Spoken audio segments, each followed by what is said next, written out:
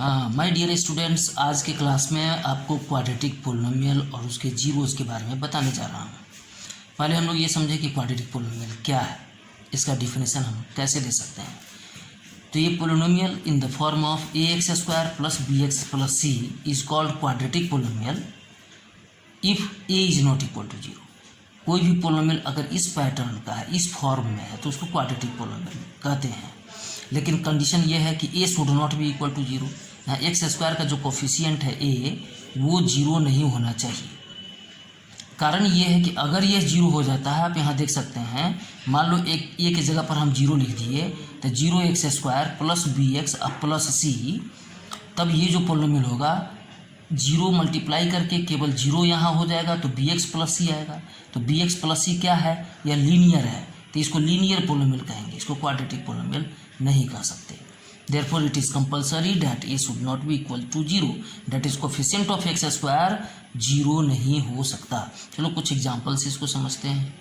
Example, let us take first example, 3x square minus 5x plus 9। इस polynomial को देखिए, यहाँ एक्स स्क्वायर है, फिर एक्स है, फिर ये कांस्टेंट टर्म है, इस पैटर्न में है, ठीक है ना। तो इसको हम लोग क्वाड्रेटिक पोलिनोमियल कहेंगे। इसमें एक्स स्क्वायर का कोफिशिएंट देखो 3 है, यानी ये हो गया, इसको ए कहेंगे। एक्स स्क्वायर का कोफिशिएंट को ए से इंडिकेट करते हैं, ए क्या है, 3 है। उसी तरीके से एक्स का कोफिशिएंट यहाँ क्या है, -5, इसको हम लोग बी से इंडिकेट करते हैं। यहाँ आप देख रहे हैं डिफिनेशन में एक्स का कोफिशिएंट बी से शो किया जाता है। Therefore we can say that b is equal to -5। आज जिसमें एक्स नहीं है, जो एक्स से फ्री है, कांस्टेंट टर्म है, इसको हम लोग सी से इंडिकेट करते हैं। यहाँ जो क्वाड्रेटिक पोलिनोमियल है, इसके कोफिशिएंट्स का क्या क्या है, तो एक्स स्क्वायर का कोफिशिएंट 3 हो गया, एक्स का कोफिशिएंट -5 हो गया, और जो एक्स से फ्री है वो 9 हो गया। यानी a is equal to 3, b is equal to -5 and c is equal to 9। और ये जो पूरा का पूरा पोलिनोमियल आप देख रहे हैं, ये क्वाड्रेटिक पोलिनोमियल है। एक सेकंड एग्जाम्पल लेते हैं। मान लो एक पोलिनोमियल है, अब पोलिनोमियल को आप जानते हैं कि कैसे लिखाया जाता है, उसको शॉर्टकट में पी एक्स, की v x, r x, f x, इस तरीके से दिखाया जाता है अगर एक्स वेरिएबल है तो p x is equal to, यहाँ हम लोग लिखते हैं मान लो 9x स्क्वायर माइनस 5। अब देखिए, ये तो लग रहा है कि इस फॉर्म में नहीं है, लेकिन इस फॉर्म में है, क्योंकि 9x स्क्वायर माइनस 5 को हम ऐसे लिख सकते हैं, 9x square minus 0x, x नहीं है ना, तो उसको 0x लिख सकते हैं, क्योंकि जीरो तो मल्टीप्लाई करने के बाद एक्स में ये जीरो हो जाएगा, इसीलिए वो समझो यहाँ पर छुपा हुआ नहीं लिखा है। फिर -5। अब देखो, ये इस पैटर्न में हो गया, ax square plus bx plus c के फॉर्म में, ये 9 हो गया a, और यहाँ 0 हो गया b, और -5 को हम लोग, ये जो टर्म है -5, इसको हम लोग c कहेंगे।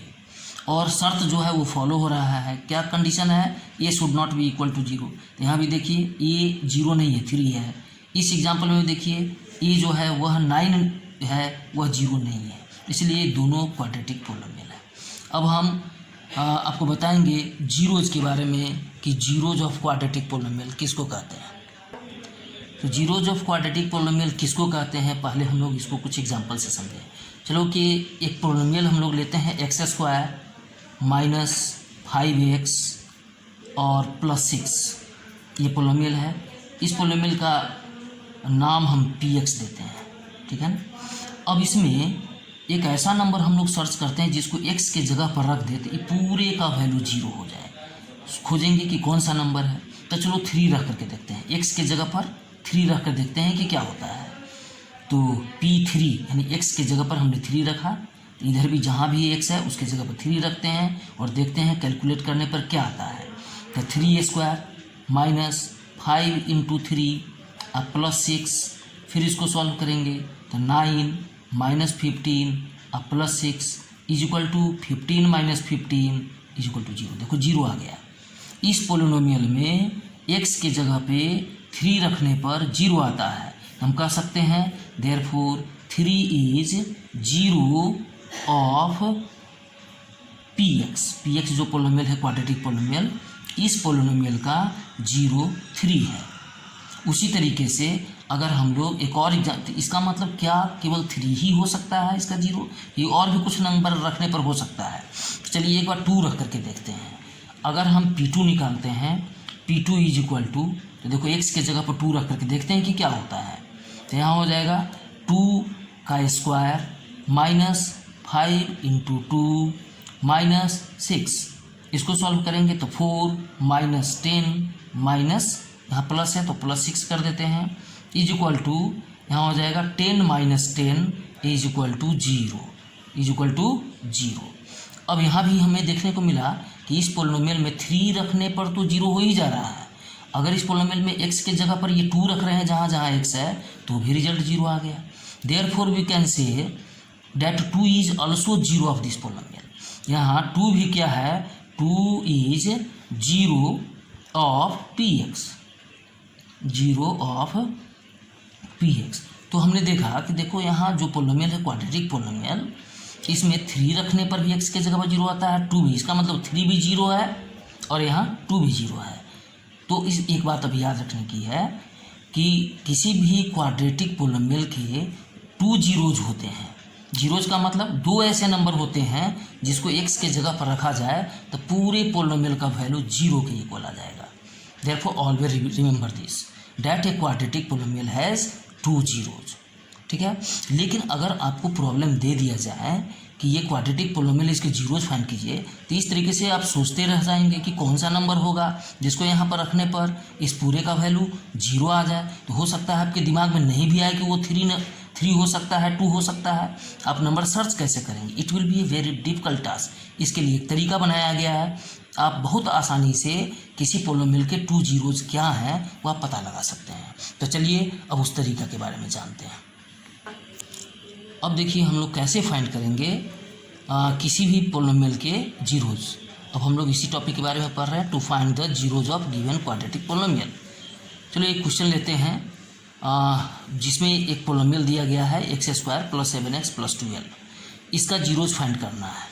अब बारी बारी से 1 बाई 1 हम खोजते रहें कि कौन सा नंबर x के जगह पर रखेंगे तो ये पूरा पोलिनोमियल 0 के इक्वल आ जाए, और जो नंबर इसमें रखने पर ये पूरा 0 हो जाएगा उसी को जीरोज ऑफ पोलिनोमियल कहते हैं। तो ये तो डिफ़िकल्ट टास्क है। इसके लिए एक तरीका बनाया गया, जो पोलिनोमियल है उसको कुछ सपोज कर लीजिए, मान लो ये पोलिनोमियल f(x) है, हमने इसको f(x) मान लिया। अब तरीका ये है कि जिस पोलिनोमियल का 0 फाइंड करना चाहते हैं, f(x) का 0 फाइंड करना चाहते हैं, इसलिए आप लिखेंगे लेट f(x) = 0। उस पोलिनोमियल को 0 के इक्वल मान लो। f(x) को 0 के इक्वल माने इसका मतलब हम लिख सकते हैं x² + 7x + 12 = 0। अब इसमें x का वैल्यू निकाल दो। x का जो वैल्यू निकलेगा ना वही इस पोलिनोमियल का 0 होगा। चलिए तो इसमें x का वैल्यू कैसे निकाले, तो आप लोग पीछे पढ़ चुके हैं 9th क्लास में स्प्लिटिंग द मिडिल टर्म्स के द्वारा फैक्टराइजेशन, उसी के द्वारा इसको पहले फैक्टराइज कर देंगे मिडिल टर्म को स्प्लिट करके। तो इसको मिडिल टर्म को स्प्लिट करेंगे तो हम लोग लिख सकते हैं x² + 3x + 4x + 12 = 0। It simplifies. अब इन दोनों में से x को कॉमन लेते हैं, if x is taken common then x + 3, और फिर यहाँ +4 अगर हम कॉमन लेते हैं तो यहाँ हो जाएगा x + 3 = 0। It simplifies x + 3 is taken again common then we get x + 4 = 0। अब देखो 2 ब्रैकेट्स आ गए, यहाँ इनका प्रोडक्ट है, इन दोनों का प्रोडक्ट 0 के इक्वल है। इसका मतलब ये हुआ कि x + 3 will be equal to 0, either x + 3 will be equal to 0 और x + 4 will be equal to 0। तो जब हम x + 3 को 0 के इक्वल सपोज करते हैं, x + 3 this may be equal to 0, in that case we get x = -3। इस bracket के आधार पर हमें x = -3 मिला। और एक और सिचुएशन हो सकता है, जब इस ब्रैकेट को 0 के इक्वल करेंगे तो x + 4 = 0, then we get x = -4। अब देखो x का वैल्यू एक -3 निकला और एक -4 निकला। ये दोनों जो वैल्यू निकला x का, इसी को हम इसका 0 कहेंगे। ज़रा चेक कर लेते हैं कि रियली -3 इसका 0 है कि नहीं। कैसे चेक करेंगे, तो यहाँ पे जो x² है, x के जगह पे हम -3 रख करके देखें क्या होता है। चेक करने का चेक कैसे चेक करेंगे, हालांकि आपको चेक करने के लिए नहीं पूछा जाएगा, हम लोग सेटिस्फाइड होने के लिए चेक करते हैं कि रियली इसको 0 कह सकते हैं कि नहीं। तो चलो f(x) में जो पोलिनोमियल है f(x), इसमें x के जगह पे -3 रख करके देखते हैं। f - 3 = यहाँ देखो x है, एक्स की जगह पर -3 रखेंगे तो -3 का स्क्वायर, -3 का स्क्वायर और फिर प्लस 7 इंटू -3 अब प्लस 12 इज इक्वल टू, अब इसको सिंप्लीफाई करते हैं, देखते हैं कि जीरो आता है कि नहीं। तो ये हो जाएगा 9, फिर 7 3 जा 21 यानी -21 यहाँ होगा और plus 12, then we get 12 and 9 21, 21 minus 21, then we get 0. Really we have seen here that if we put x is equal to -3, ये जो पोलिनोमियल है उसमें x का जो वैल्यू निकला है -3 रखे जहाँ जहाँ x है, तो हमें क्या रिजल्ट मिला, 0 मिला। तो हम कह सकते हैं therefore -3 is the 0 of this polynomial। उसी तरीके से -4 को भी हम चेक कर सकते हैं।